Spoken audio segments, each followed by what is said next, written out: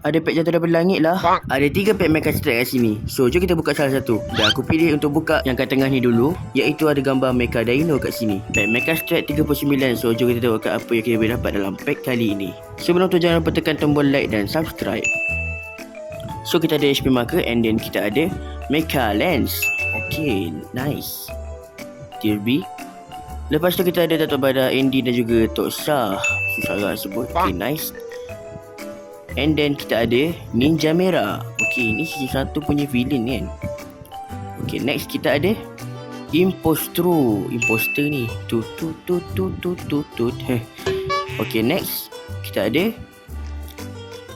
Arkada. Apa ni arcade ni? Okay, macam nama-nama dia Next kita ada kat holo kita Mecha Dino. Okay, nice. Mantap. Kalau korang suka video ni, jangan lupa like dan subscribe Fizkin TV. Yang penting, ingat cat, ingat Fizkin. Lepas ni kita buka pula pack yang lain terbaik.